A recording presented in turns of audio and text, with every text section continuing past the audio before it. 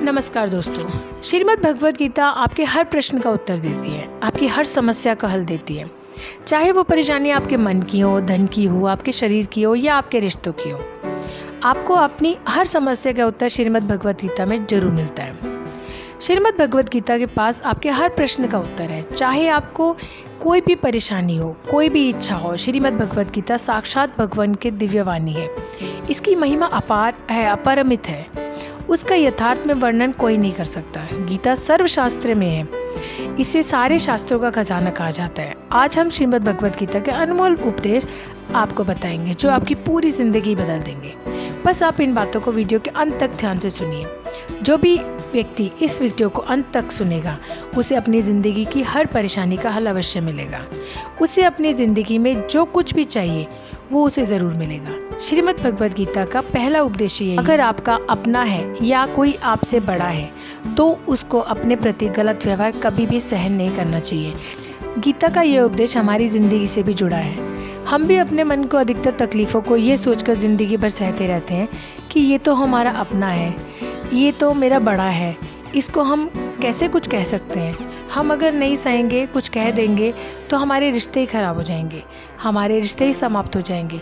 पर सोचने की बात यह है कि उस व्यक्ति को आप अपना कैसे मान सकते हैं जो आपकी तकलीफ़ों की वजह हो। अपना तो वो होता है जो हमारी तकलीफ़ों को दूर कर दे। गीता का ये उपदेश है, किसी को भी अपना फ़ायदा मत उठाने दो, किसी को भी खुद पर जुल्म मत होने दो, क्योंकि आप जितना सहेंगे लोग उतना ही सहने के लिए और मजबूर करेंगे। गीता का पहला अध्याय जिसका नाम अर्जुन विषाद योग है, दूसरा अध्याय जिसका नाम सांख्य योग है। इसके आरंभ में ही अर्जुन ने श्री कृष्ण के आगे अपना दुख प्रकट किया। केशव, मैं कौरवों से कैसे युद्ध कर सकता हूँ?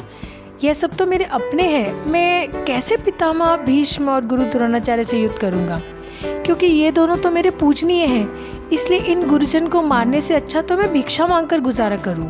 और जिन कौरवों से मैं युद्ध करने जा रहा हूं वो सब धृतराष्ट्र के पुत्र मेरे भाई हैं, मेरे अपने ही हैं। इन सबको मारने से अच्छा तो मैं सन्यासी बन जाऊं।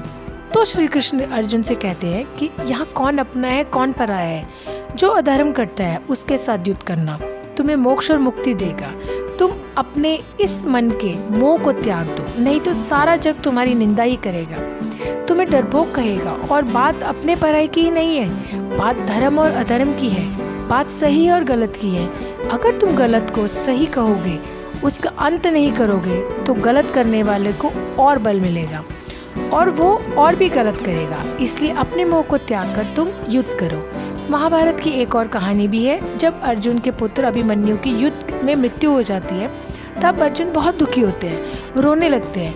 वो श्री कृष्ण से कहते हैं कि मैं ये दुख सहन नहीं कर सकता, मैं भी अपने आप को समाप्त कर लूँगा। फिर भगवान श्री कृष्ण अर्जुन को आत्माओं के लोक में लेकर गए, जहाँ अभिमन्यु आनंद से बैठा हुआ था, क्योंकि उसने एक क्षत्रियोचित व्यवहार किया, इसलिए उसे उत्तम पद की प्राप्ति हुई। जब अर्जुन अपने पुत्र अभिमन्यु के पास रोते रोते पहुंचा तो अर्जुन अपने पुत्र को देखकर बहुत प्रसन्न हुए। उसे गले से लगाकर कहने लगे, पुत्र, मैं तेरे बिना तो जी नहीं सकता, मैंने तो अपने जीवन की आशा का त्याग ही कर दिया था। तो अभिमन्यु कहने लगे, आप कौन हैं? अर्जुन बोले, मैं तेरा पिता हूँ, मेरे पुत्र अभिमन्यु। तो अभिमन्यु कहने लगे, कौन पिता कौन पुत्र, मेरे तो हजारों जन्म हुए। किसी जन्म में आप मेरे पिता बनते हैं, किसी जन्म में मैं आपका पिता बनता हूँ। आत्मा का ना तो कोई माता होता है ना कोई पिता। जब अर्जुन ने देखा मेरा पुत्र मुझे पहचान ही नहीं रहा तो उसका सारा मोह खत्म हो गया। इसलिए गीता के उपदेश को ठीक से समझ लो कि यहाँ कोई अपना पराया नहीं है। जो बुरे वक्त में, तकलीफ के वक्त में तुम्हारा साथ दे, सिर्फ वही हमारा अपना है, बाकी सब पराए हैं। गीता का दूसरा उपदेश ये है कि जो चला गया उसका कभी दुख मत करो। गीता को हम भगवान से भी बढ़कर कहें तो कोई अतिशयोक्ति नहीं होगी। श्रीमद् भगवद गीता एकमात्र ऐसा ग्रंथ है जो मनुष्य को जीने का सही तरीका बताती है। गीता जीवन में धर्म, कर्म और प्रेम को पाठ पढ़ाती है। श्रीमद् भगवद गीता का ज्ञान मानव जीवन और जीवन के बाद का जीवन दोनों उपयोगी माना गया है। इसलिए गीता के विचारों को आप हर रोज रात में सोने से पहले जरूर। दीपक का जीवन इसलिए वंदनीय नहीं है कि वो जलता है, बल्कि इसलिए वंदनीय है कि वो दूसरों के लिए जलता है, दूसरों से नहीं जलता। हमारी आस्था की परीक्षा तब होती है जब हम जो चाहें वो ना मिले और फिर भी हमारे दिल से प्रभु के लिए शुक्रिया ही निकले। अगर सही मायने में आप अपना जीवन बदलना चाहते हो तो सबसे पहले आपको अपना मन बदलने के लिए तैयार रहना पड़ता है, क्योंकि जैसा आपका मन रहेगा वैसे ही आपके विचार होंगे और जैसे आपके विचार होंगे वैसे ही आपका जीवन होगा। नीच विचार रखोगे तो नीच बनोगे, अच्छे विचार रखोगे तो ऊंचाई पर जाओगे। विश्वास किसी पर इतना करो कि वो तुम्हारे साथ छल करते समय खुद को दोषी समझे, और प्रेम किसी से इतना करो कि उसके मन में सदैव तुम्हें खोने का डर बना रहे। भगवान श्री कृष्ण कहते हैं कि व्यक्ति को सदैव बुराई से बचकर रहना चाहिए। अगर कोई बुरा कर्म करता है तो वो कर्म उसको अपने जीवन में भोगना ही पड़ता है। जिस प्रकार सैकड़ों गायों के बीच में बछड़ा अपनी माँ को खोज लेता है, ठीक उसी प्रकार कर्म का फल आपको हजारों की भीड़ में ही खोज लेगा। माधव कहते हैं, किसी जीव को कष्ट देकर आप मुझे खुश नहीं देख सकते। श्री कृष्ण जगत के स्वामी हैं, वो कण कण में निवास करते हैं। छोटे से छोटे जीव के हृदय में ईश्वर का वास होता है। किसी जीव को कष्ट का अनुभव होना ईश्वर को कष्ट का अनुभव कराता है। इसलिए किसी भी जीव को कष्ट देना ईश्वर को कष्ट देने के समान है। मृत्यु एक अटल सत्य है जिसे कभी बदला नहीं जा सकता। इस संसार का जब से निर्माण हुआ तब से जन्म मृत्यु का चक्र चलता जा रहा है। जिस प्रकार मनुष्य अपने पुराने वस्त्र को त्याग कर नए वस्त्र धारण करता है, ठीक उसी प्रकार आत्मा पुराने व्यर्थ शरीर को त्याग कर नए शरीर का धारण करती है। ये प्रकृति का नियम है। इस सत्य को स्वीकार करके भयमुक्त होकर आज में जीना चाहिए। ज्ञानी व्यक्ति ना तो मरने का शोक करते हैं और ना ही उनका शोक करते हैं जो भी जिंदा है, क्योंकि वो जानते हैं जो मर गया वो फिर से जन्म लेगा और जो जिंदा है वो एक दिन जरूर मरेगा। केवल ज्ञान ही एक ऐसा अक्षय तत्व है जो कहीं भी किसी भी अवस्था में और किसी भी काल में मनुष्य का साथ नहीं छोड़ता। धरती पर जिस प्रकार मौसम में बदलाव आता है, ठीक उसी प्रकार जीवन में सुख दुख आता रहता है। युद्ध हो या जीवन सफलता केवल 3 शास्त्रों से प्राप्त होती है, धर्म, धैर्य और साहस। कोई भी मनुष्य जन्म से नहीं बल्कि अपने कर्मों से महान बनता है। कुछ पाना है तो कुछ खुद पर भरोसा कीजिए, क्योंकि सहारे कितने भी सच्चे और अच्छे हों साथ छोड़ ही जाते हैं। मित्र गरीब हो या अमीर मायने नहीं रखता, बल्कि ये आपके बुरे समय में आपका साथ कितना देता है ये मायने रखता है। धर्म चाहे जो भी हो, अच्छे इंसान बनो। हिसाब तुम्हारे कर्म का होगा, धर्म का नहीं। खुशी के लिए काम करोगे तो खुशी नहीं मिलेगी, लेकिन खुश होकर काम करोगे तो ज़रूर मिलेगी। जब आप दूसरों के लिए अच्छा चाहते हो तो वही अच्छी चीज़ें आपके जीवन में वापस आती है। यही प्रकृति का नियम है। आपका मूल्य इससे तय नहीं होता कि आप क्या हैं, यह इससे तय होता है आप खुद को क्या बनने की क्षमता रखते हैं। हंसता हुआ मन और हंसता हुआ चेहरा, यही सच्ची संपत्ति है। मनुष्य हमेशा अपने भाग्य को कोसता है, ये जानते हुए भी भाग्य से भी ऊंचे हमारे कर्म है। कभी कभी लगता है कि अच्छे कार्य करते रहने से उसका फल अच्छा नहीं मिलता और भगवान सारे दुख हमारी झोली में डाल देता है, लेकिन ऐसा नहीं है। कभी भी जब पुण्य कार्य करें तो ईश्वर पर समर्पित कर दें और मन में किसी भी तरह का भाव न रखें। संसार में सब कुछ अंतवंत है, इसलिए पाप और पुण्य भी अंतवंत है को प्राप्त होता है। लेकिन पाप और पुण्य में थोड़ा अंतर ये है कि पुण्य का फल यदि हम नहीं चाहते तो उस फल को अस्वीकार करने के लिए स्वतंत्र है। इसलिए जो भी हम सत्कर्म करते हैं अंत में प्रभु को समर्पित करते हैं। लेकिन ये सवाल उठता है कि क्या भगवान स्वीकार करेंगे? निश्चित स्वीकार करेंगे, क्योंकि भगवान ने स्वयं गीता में अर्जुन से कहा, कुंती पुत्र, तुम जो भी करते हो, जो भी खाते हो, पवित्र यज्ञ अग्नि में जो भी आहुति डालते हो, जो भी दान देते हो, जो भी तपस्या करते हो, वो सब मुझे अर्पित करते हो। इसलिए जो भी कर्म करें भगवान को समर्पित करने के भाव से करें। इस प्रकार हम जो भी पुण्य कर्म करेंगे ईश्वर को साथ रखकर सृष्टि के कल्याण की भावना से करेंगे, उसे ईश्वर के समर्पित कर देंगे ताकि उस पुण्य का भी अभिमान ना हो। देखो, पाप लोहे की जंजीर है तो पुण्य सोने की बंधन, दोनों में ही लोहे की जंजीर से छूटने के आदमी का मन भी करता है, लेकिन सोने की जंजीर से जो बंधा हुआ होता है उसका वो बंधन प्यारा लगने लगता है, उसमें उसके धन नजर आता है, उससे छूटने का मन नहीं करता। गीता में श्री कृष्ण ने कहा, पुण्य कर्म मुझे समर्पित कर दो, मुझे अर्पण कर दो, नहीं तो उसके बंधन में बंधे रह जाओगे। लेकिन जहाँ तक पाप कर्म की बात है तो कहा गया है कि ये भोगना ही पड़ता है। रामचरितमानस में निषाद राज ग्रह को राम जी के प्रेम यानी भक्ति मिली। भगवान राम गंगा पार कराने पर जब केवट को उत्तराई देने लगे तो उसने विनयपूर्वक उसे स्वीकार करने से इनकार कर दिया। तो क्या खाली हाथ लौटाया? उसे नहीं। तब भगवान ने केवट को विमल भक्ति का वरदान देकर अनुग्रहित किया। भक्ति एक ऐसी चीज़ है जो पुरुषार्थ से प्राप्त नहीं होती। जिस पर ईश्वर कृपा करते हैं उसी को प्राप्त होती है। स्वयं महादेव भी रामचरितमानस में भक्ति की ही याचना करते हुए कहते हैं, बार बार बर मांगू हर्ष देहूँ श्रीरंग, पद सरोज अनुपानी, भक्ति सदा सत्संग। भक्ति ऐसी है कि परमात्मा जिस पर प्रसन्न होते हैं वो जिसको देना चाहते हैं उसी को मिलते हैं। गुजराती साहित्य के आदि कवि नरसिंह मेहता ने तो गाया है, भूतल भक्ति पदार्थ मोटू प्रहम लोकमान नाही रे। ऐसा अद्भुत मूल्यवान पदार्थ जिसको कहते हैं प्रेम पदार्थ, वो व्यक्ति है। मैं तो कहती हूँ जैसा आप अपने देश के करेंसी को किसी अन्य देश के करेंसी से कन्वर्ट करा लेते हैं उसी प्रकार पुण्य कन्वर्ट करा लें। प्रभु प्रेम के एक दर्पण अपनी काबिलियत कभी नहीं बदलता, फिर चाहे वो 2 टुकड़ों में विभाजित हो या 1000 टुकड़ों में। इसलिए आप अपने असली बर्ताव को कभी नहीं बदलें, चाहे कैसी भी परिस्थिति क्यों ना हो। जब परिस्थितियाँ हमारे वश में ना हो तो मन को स्थिति बदल दें। देखिए, सब कुछ तो नहीं पर बहुत कुछ आपके अनुरूप हो जाएगा। पेड़ के नीचे रखी भगवान की टूटी मूर्ति को देखकर समझ आया कि परिस्थिति चाहे कैसी भी हो पर कभी खुद को टूटने नहीं देना, वरना ये दुनिया जब टूटने पर भगवान को भी घर से निकाल सकती है तो फिर हमारी क्या औकात है। पानी को कसकर पकड़ोगे तो वो हाथ से छूट जाएगा, उसे बहने दो, वो अपना रास्ता खुद बना लेगा। कभी कभी जब परिस्थितियाँ समझ में ना आए तो कुछ जीवन में घटित हो रहा हो उसे शांत भाव से तटस्थ होकर बस देखना चाहिए। समय आने पर जीवन अपना मार्ग खुद बना लेगा। कठिन परिस्थितियों में ही दिमाग को शांत करने की जरूरत पड़ती है। आपसे एक सवाल पूछती हूँ, अगर अचानक कहीं आग लग जाए तो आप क्या करेंगे, कैसे बुझाएंगे? तो आप कहेंगे कि ऐसी परिस्थितियों के लिए हम पहले से इंतजाम करके रखेंगे। आप बिल्कुल सही कह रहे हैं। सभी जगह पर ऐसी परिस्थितियों से निपटने के लिए कुछ ना कुछ अरेंजमेंट्स पहले से होते हैं। आपको शायद मेरी ये बात अजीब लग रही होगी, लेकिन इसी में आपके सवाल का जवाब है। जैसे आग लगने पर कुआं नहीं खोद सकते, वैसे ही अचानक मुश्किल हालात पर आने पर शांत मन को शांत नहीं कर सकते। चाहे उस समय कितनी भी मोटिवेशनल स्पीच सुन लीजिए, वीडियो देख लीजिए, भक्ति भजन कर लीजिए, मन शांत नहीं होगा। अगर पहले से ही मन को सकारात्मक सोच, अध्यात्म और सच्ची भक्ति में लगाया होगा या फिर मन को तीव्र गति को ध्यान द्वारा साधा होगा, अच्छे लोगों की संगत में रहते होंगे, तभी मन मुश्किल समय में शांत रह सकता है। वरना तो वही पुरानी कहावत की आग लगने पर कुआं नहीं खोदा जाता।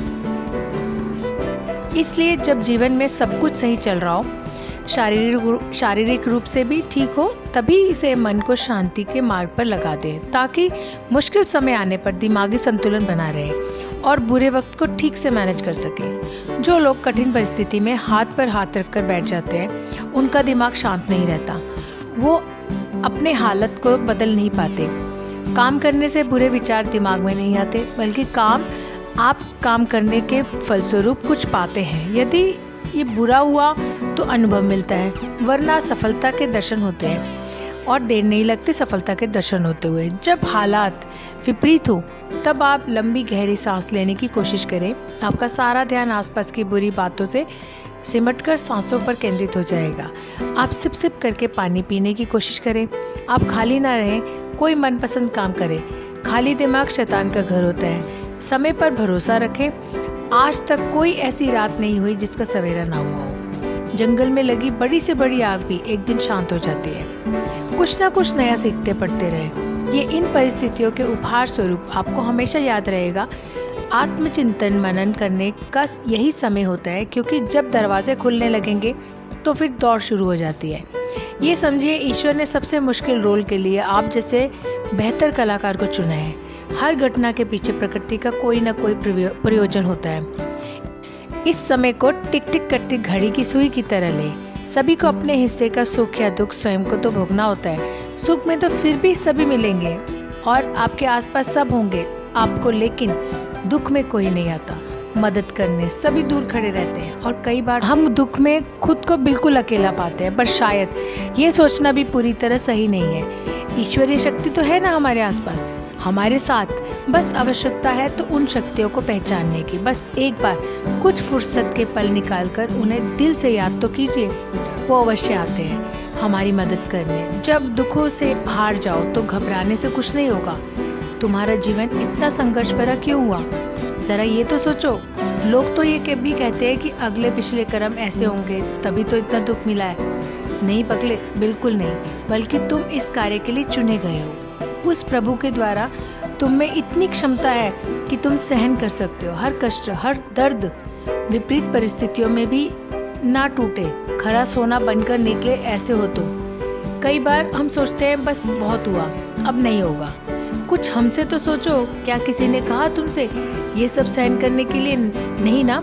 जीते तो सभी हैं और एक दिन चले भी जाते हैं इस दुनिया से। तो क्या ऐसा जीवन भी कोई जीवन है? जब तक कोई संघर्ष ना हो, आपको अपने विचारों पर नियंत्रण रखने की जरूरत नहीं है। आपको बस उन्हें अपने ऊपर नियंत्रण करने देना बंद करना होगा। एक व्यक्ति शांत मन के जितना करीब आता है, वो मजबूती में उतना ही करीब होता है। मन पानी की तरह है, जब वो अशांत होता है तो देखना मुश्किल होता है, और जब वो शांत होता है तो सब कुछ स्पष्ट हो जाता है। अपनी आंखें बंद करें कुछ देर के लिए, अपने दिमाग बंद करें, क्योंकि वहाँ एक शांत भूमि है जो आपकी उपस्थिति का इंतजार कर रही है। कभी कभी समुद्र के शांत होने की प्रतीक्षा करने का समय नहीं होता। यदि आपको अपने लक्ष्य तक पहुँचना है तो अपनी यात्रा शुरू करें और तूफान को अपना रास्ता बनने दें। धैर्य प्रतीक्षा करने की क्षमता नहीं है। धैर्य का अर्थ है शांत रहना, चाहे कुछ भी हो जाए। इस सकारात्मक विकास के अवसरों को बदलने के लिए लगातार कार्यवाही करना और ये विश्वास रखना कि जब आप प्रतीक्षा कर रहे हो तो अंत में सब कुछ ठीक हो जाएगा। जब आप आंतरिक शक्ति का अनुभव करते हो तो आप स्वीकार करते हैं कि आप कौन हैं। आपकी ताकतें, खामियां, इच्छाएं, सपने, वो सब कुछ जो आपके विशिष्ट रूप से आप बनाता है। आप अपने आसपास की दुनिया और सामने आ रही स्थितियों को अधिक स्वीकार करने का अनुभव करते हो, जिससे चिंता और तनाव को आप पर कम नकारात्मक प्रभाव पड़ता है। सामने खड़े व्यक्ति की उम्र और बुद्धि से किसी के मन की बात पता लगाना संभव नहीं है। मन की बात सिर्फ प्यार और सहानुभूति से जानी जा सकती है। यदि आप पॉजिटिव रहना चाहते हो तो अपना अधिक समय उन्हीं के साथ बिताओ जो आपको खुश रखते हैं, या फिर उनके साथ जो आपको प्रभावित करें। हारा हुआ खेल दोबारा तो खेला जा सकता है, लेकिन एक बार जो मन से हार गया वो कभी जीत नहीं सकता। सफलता की राह प्रत्यक्ष तौर पर कहीं नहीं होती, बल्कि वो आपके मन में होती है। अगर आपने अपने मन को जीत के लिए तैयार कर दिया तो कोई और आपको नहीं हरा सकता। आप जीवन में अकेले नहीं चलते। कभी कभी जब आप चीज़ों को निपटते हैं तो ऐसे लोग होते हैं जो आपके साथ होते हैं। फिर ऐसे लोग भी होते हैं जो केवल ये देखते हैं कि आप चीज़ों से कैसे निपट रहे हो। किसी भी स्थिति में आपको खुद पर नियंत्रण रखना चाहिए। किसी भी तरह के लोगों के साथ अच्छे संबंध बनाने चाहिए। इसलिए शांत और निर्मल आभा बनाए रखें और आपके लिए चीज़ों से निपटना आसान हो जाएगा। यदि आपका मन शांत है तो विश्वास करें आप इस दुनिया के कुछ भी जीत सकते हैं। ऐसा इसलिए है क्योंकि आप अपने कर्मों का उपयोग करने में सक्षम होंगे और चमत्कार के अलावा कुछ नहीं देंगे। दुनिया आश्चर्य के सामने झुकती है। कोई किसी के दुख का कारण नहीं होता। ये तो अपने ही कर्म होते हैं जिसकी वजह से दुख उठाने पड़ते हैं। आज कौन सुखी नहीं होना चाहता, परंतु वो उसके लिए जो कर्म कर रहा है उसमें सुख है ही नहीं तो मिलेगा कहाँ से। हम आज जो कुछ कर रहे हैं वो निष्फल नहीं होता। देर सवेर उसका फल अवश्य मिलता है। विज्ञान भी कहता है कि हर क्रिया की प्रतिक्रिया होती है। आग में यदि हमारा हाथ डाला जाए तो हाथ तुरंत जल जाता है, परंतु एक वृक्ष का बीज आज बोया गया तो उसमें फल आने में कई वर्ष लग जाएंगे, लेकिन फल मिलेगा जरूर। अवश्य शुभ कर्म का फल शुभ और अशुभ कर्म का फल अशुभ होना है।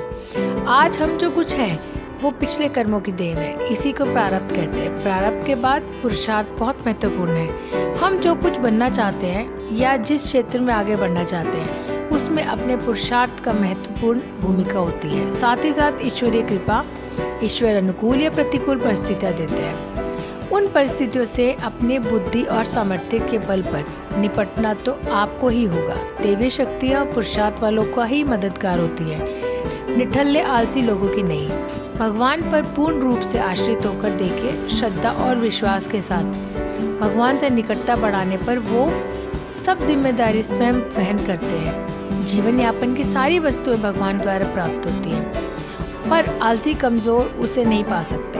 मनुष्य को ईश्वर ने असीमित शक्ति दी है, बुद्धि पुरुषार्थ दिया है, जिसके बल पर क्या हासिल नहीं किया जा सकता। भय और अतृप्त वासना ही समस्त दुखों की जड़ है। जीवन भर मनुष्य जीविका के प्रपंच में उलझा रहता है और मैं और मेरा, तू और तेरा का जाल बुनकर स्वयं उसी में उलझा हुआ है। अनेकों प्रकार के अनैतिक कर्मों में लगा रहता है। भविष्य के भय को सोचकर अपना वर्तमान भी बिगाड़ लेता है और श्रेय मार्ग को छोड़कर प्रेय मार्ग का अनुगामी हो जाता है, जिसमें दुख के सिवा कुछ है ही नहीं। इस मार्ग पर चलने वाले लोग जीवन की सत्यता, मृत्यु को भी नकारने लगते हैं और भविष्य के लिए नैतिक अनैतिक तरीका अपनाकर संग्रह में लगे रहते हैं। लोभ, मोह, स्वार्थ से ऊपर उठे बिना सच्चे सुख की कल्पना नहीं की जा सकती। सच्चा सुख तो त्याग की राह पर चलकर पाया जा सकता है। हमारा सनातन धर्म भौतिक सुख के उपभोग को बुरा नहीं मानता, पर इसका आधार धर्म होना चाहिए। धर्म का आचरण करने से छल, कपट, ईर्ष्या जैसी अनैतिक कर्म में मनुष्य लिप्त नहीं होगा और मेहनत से जो कमाया है उसी को हरी इच्छा समझकर संतुष्ट करेगा। संतोष से परम सुख की प्राप्ति होगी और क्रोध, लोभ, मोह सभी दुख देने वाले हैं। इनसे हमेशा बचना चाहिए, अन्यथा सुख शांति दूर भागेगी। त्याग और परहित से बढ़कर कोई सुख नहीं है। इसे यथासंभव अपने आचरण में लाना चाहिए। कभी किसी अंधे को सड़क पार कराकर किसी प्यासे को पानी पिलाकर देखिए। लोगों से मधुर व्यवहार करके देखिए। इसमें आपको कोई पैसा नहीं खर्च होगा, पर अतुलनीय सुख की प्राप्ति होगी। विश्वास करना सीखिए। विश्वास कीजिए कि सारी सृष्टि को रचने वाला परमेश्वर है और हम सभी उसी की संतान हैं। विश्वास किसी तर्क की कसौटी पर नहीं कसा जा सकता। अतः सभी में, चाहे वो इंसान हो, पशु पक्षी हो, पेड़ पौधे हो, सब में ईश्वर का वास मानकर घृणा का त्याग कर प्रेम करना सीखिए। यही सतत सुख शांति की राह है। घर में छोटे मोटे मनमुटाव तो चलते रहते हैं, पर ये कलह के कारण बनकर दुखदायी भी हो जाते हैं। इसका मुख्य कारण है हम अधिकार की गांठ तो मजबूती से बांध लेते हैं, पर कर्तव्य की पूरी तरह उपेक्षा करते हैं। अपना कर्तव्य भलीभांति निभाते हुए यदि दूसरों की बातों पर गौरपूर्वक विचार किया जाए तो निश्चित लगेगा कि मनमुटाव के अनेक कारण बेसिर पैर पर बेतुकी ही थे। अहम पालने की बजाय यदि कारणों की तरफ सोचा जाए तो मनमुटाव का प्रश्न ही नहीं उठता। सेवा लेने की बजाय सेवा देने का भाव आपकी खुशी कई गुना बना देगा। प्रेम और मधुर व्यवहार से मनुष्य, क्या पशु पक्षी भी अपने बन जाते हैं। जीवन का मार्ग टेढ़ा मेढ़ा कांटों से भरा हो। जीवन कोई फूलों की सेज नहीं है जो आसानी से पार हो जाए। हमें इसी उतार चढ़ाव के जीवन में स्वयं को कैसे आगे बढ़ाना है, यही विचारनीय परिस्थितियाँ तो आपको आएगी भी, रुलाएगी भी, पर अपने संतुलन को नहीं खोना।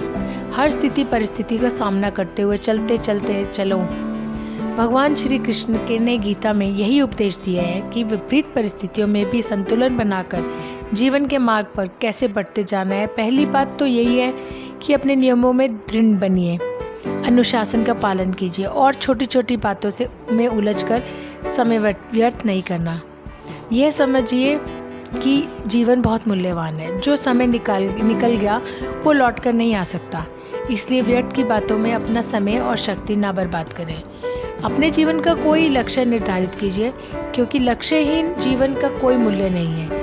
जब आपके सामने कोई लक्ष्य होता है तो व्यक्ति को दिशा भी मिलती है और कुछ करने का उत्साह भी। भाव, ईर्ष्या, क्रोध जब जैसे दुर्गुण है जो आपकी प्रगति में बाधक है, इस सब से हमें दूर रहना है।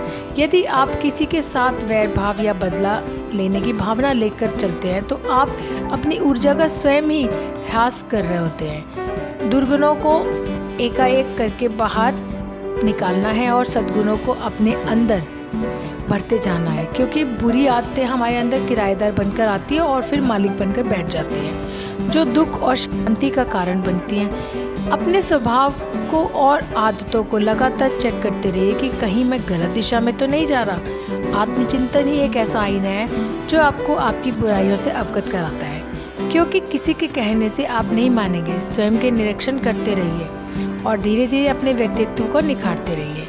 आध्यात्म से जुड़कर आप अपने को बहुत ऊंचा उठा सकते हो, क्योंकि जिस व्यक्ति के जीवन में धर्म नहीं, भक्ति नहीं, वो पशुवत जीवन जी रहा है।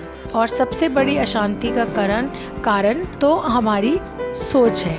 वही सोच जब गुरु से जुड़ती है, भगवान से जुड़ती है, तो साधारण मनुष्य भी असाधारण हो जाता है। और अपने जीवन को संतुलित करना, नियमों से बांधना, आध्यात्मिक होना, ध्यान, पूजा पाठ, हर चीज़ के लिए समय निर्धारित करने चलना, मन में नकारात्मक विचारों को ना आने देना, सब शुभ को ही अपनी और आमंत्रित कीजिए। यही शांति का मूल मंत्र है। सनातन धर्म में कर्म कार्य कारण के सिद्धांत से जुड़ा हुआ है। कर्म का अर्थ है कोई कार्य या क्रिया जिसके आधार पर अन्य प्रतिक्रिया या परिणाम निकलते हैं। मनुष्य के अच्छे कर्म का अच्छा प्रभाव और उसके बुरे कर्म का बुरा प्रभाव देते हुए पूर्व जन्मों का एक चक्र बन जाता है, क्योंकि कुछ कर्म ऐसे होते हैं जिनका भुगतान उस जन्म में नहीं होता। इस तरह इस चक्र के अगले जन्म में उन कर्मों का फल भुगताना ही होता है। वही कार्य कारण सिद्धांत का संबंध न केवल भौतिक युग से होता है, बल्कि हमारे द्वारा किए जा रहे कार्यों, सोचे जा रहे विचारों, कहे जा रहे शब्दों तक पर ये लागू होता है। कई बार हम कुछ ऐसे कार्य करते हैं जो हम करना ही नहीं चाहते। वो पूर्व जन्म के कर्म के आधार पर निश्चित होता है, जिस कारण वश वो कार्य किसी न किसी माध्यम से पूरा नहीं हो जाता है। जैसे ही पूर्व जन्म का हमारा चक्र समाप्त होता है, व्यक्ति का उसी समय मोक्ष की प्राप्ति हो जाती है। हमारे शास्त्रों में इस बात का उल्लेख मिलता है कि 84 लाख योनियों के बाद मनुष्य का जन्म प्राप्त होता है। साथ ही ये भी विशेष रूप से वर्णित किया गया है कि केवल मनुष्य योनि ही जन्म और मृत्यु के चक्र से मुक्ति पाई जा सकती है। मनुष्य के कर्म का फल उसकी परिस्थिति और दैवीय शक्तियों द्वारा निर्धारित होता है। ऐसा कहा जाता है कि यदि अच्छे कर्म बुरे कर्म की तुलना में अधिक हो तो बुरे कर्मों का फल इसी जन्म में और अच्छे कर्मों का फल अगले जन्म में मिलना निर्धारित होगा। इसी तरह यदि मनुष्य द्वारा किए गए कर्म में बुरे कर्म अच्छे कर्मों की तुलना में अधिक होंगे तो इसी जन्म में हमें अच्छे कर्म भोगने होंगे, जबकि बुरे कर्मों का भोगने के लिए अगला जन्म निर्धारित होगा। मनुष्य को कौन कौन से कर्म करने चाहिए? मनुष्य को अपने घर परिवार की आवश्यकताओं का ध्यान रखना चाहिए। अधिक पैसा होने के बावजूद जरूरत पड़ने पर उसे संभालना रखना भी बुरा कर्म बताया गया है। उस धन को इस्तेमाल मुसीबत के लिए अवश्य करें। धन बचाने का लालच में ना पड़े, अपनी आय से अधिक खर्च ना करें और अपने सामर्थ्य के अनुसार ही दान पुण्य करें। हमेशा अच्छे लोगों की संगत में रहें। दुष्ट छल कपटी के संगति में कुछ खुद को बचा कर रखें। बुरी संगति हमें अक्सर बुरे परिणाम ही देती है। कभी भी खुद के स्वार्थ के लिए दूसरों को अहित ना करें।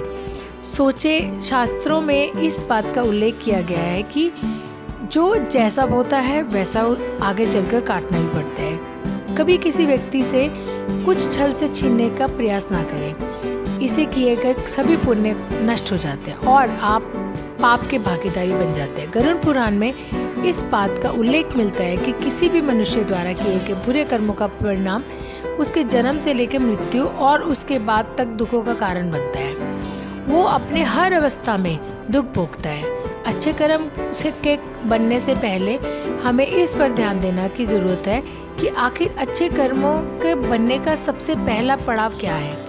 मनुष्य के द्वारा किए जाने वाले सभी कर्म उसके विचारों से निर्मित होते हैं। हमारी सकारात्मक और नकारात्मकता सोच विचारों को जन्म देती है और वही विचार कर्म बनते हैं। इसी तरह सोच सकारात्मक होने पर ही अच्छे कर्मों का निर्धारण हो सकता है। अच्छे कर्म को करने के लिए हमारे आसपास का वातावरण बहुत अधिक जिम्मेदार होता है। कहा भी जाता है कि जैसा वातावरण वैसे हम, इसलिए कोशिश करें कि अपने घर का वातावरण और शरीर का आभा मंडल सकारात्मक बनाए रखें। मृत्यु के पश्चात हमारे भीतर संग्रहित हुए कुछ कर्म अगले जन्म में चले जाते हैं, उसे प्रारब्ध कहते हैं। सनातन धर्म में 3 प्रकार के प्रारब्ध का उल्लेख किया गया है। मन प्रारब्ध जिसे वैदिक पुरुषार्थ के द्वारा बदला जा सकता है। तीव्र प्रारब्ध हमारे पुरुषार्थ और संतों के पुरुषार्थ से बदल सकता है। तीव्र प्रारब्ध अपरिवर्तनीय है क्योंकि इसमें जो होना है वो होकर ही रहेगा। संसार में सबसे बड़ा पाप क्या है? संसार में सबसे बड़ा पाप स्त्री का अपमान करना बताया गया है। स्त्री को सृजनकर्ता का दर्जा दिया जाता है।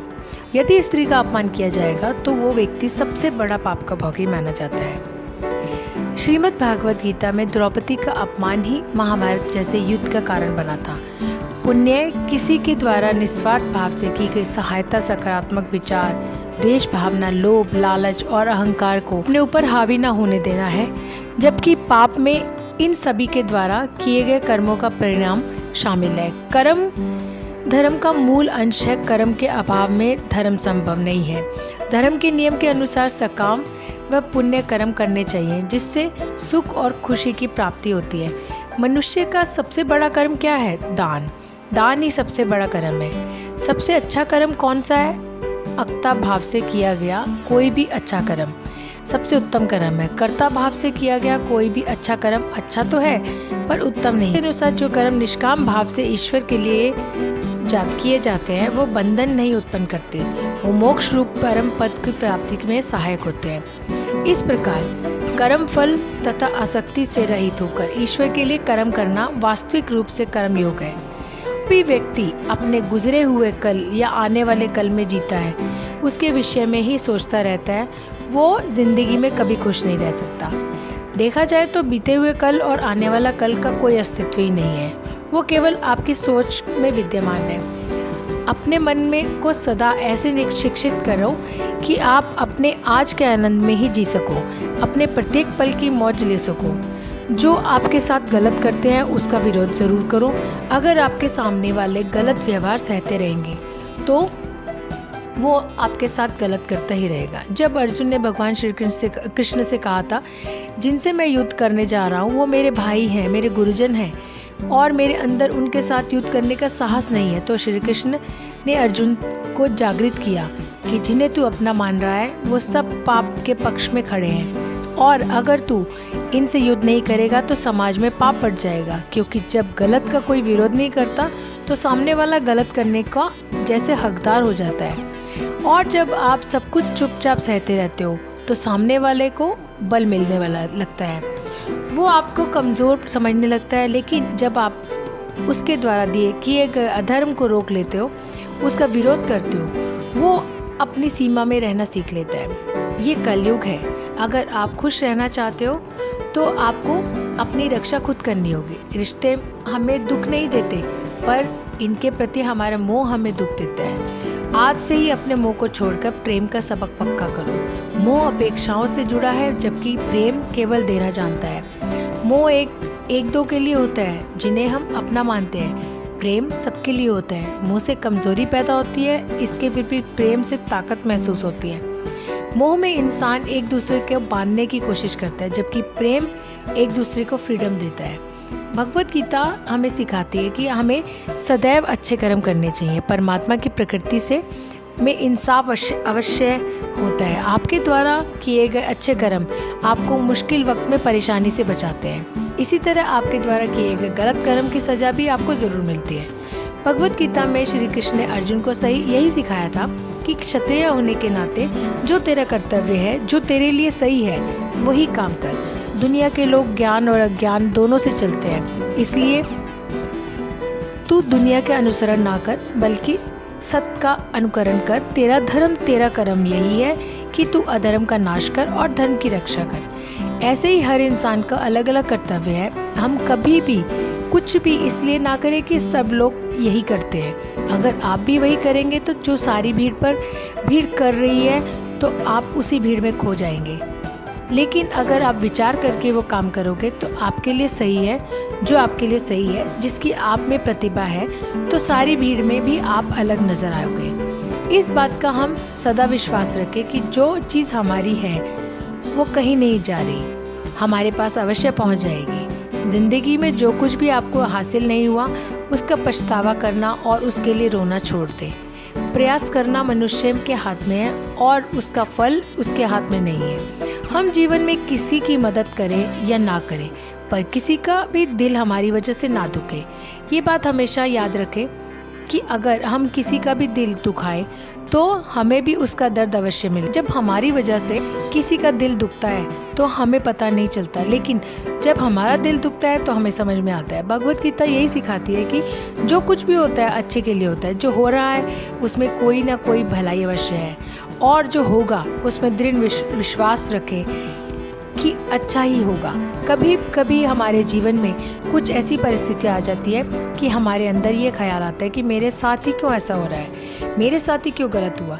लेकिन जब वक्त गुजर जाता है तब हमें एहसास होता है अगर हमारे साथ ये सब नहीं हुआ होता तो आज हम इस मुकाम पर नहीं होते। मनुष्य को किसी भी चीज़ की अति नहीं करनी चाहिए, ना किसी की अति का राग, ना किसी अति का बैर। हद से ज़्यादा आराम आपको आलसी बना सकता है, हद से ज़्यादा खाना आपको बीमार कर सकता है, बहुत ज़्यादा भूखा रहना भी आपके लिए खराबी पैदा कर सकता है। पूरी नींद, पूरा विश्राम, पूरा भोजन हर व्यक्ति के लिए ज़रूरी है। जीवन को सदा संतुलन के साथ जीना चाहिए, चाहे आपके पास कितनी भी शक्ति क्यों ना हो, लेकिन सत्य और ईश्वर जिसके साथ खड़े हो जाए उसे दुनिया का कोई ताकत नहीं हरा सकती। अर्जुन धर्म युद्ध लड़ रहे थे, भगवान कृष्ण उनके साथ थे और उनकी जीत निश्चित थी। महाभारत के युद्ध में ये उदाहरण स्पष्ट नजर आता है। मनुष्य को सदा धर्म के मार्ग का अनुसरण करना चाहिए। अर्जुन युद्ध नहीं करना चाहता था क्योंकि सामने उसके पितामह और गुरुजन थे, लेकिन श्री कृष्ण ने उसे ज्ञान दिया। और यहाँ पर बात तेरे अधिकारों की है। भरी सभा में द्रौपदी के साथ किया गया अपमान पांडवों के साथ हुआ। अधर्म सहने योग्य बात नहीं है। जैसे हम गलत करना नहीं चाहिए, ऐसे ही गलत सहना भी बड़ा पाप है, फिर चाहे वो अपना ही क्यों ना हो।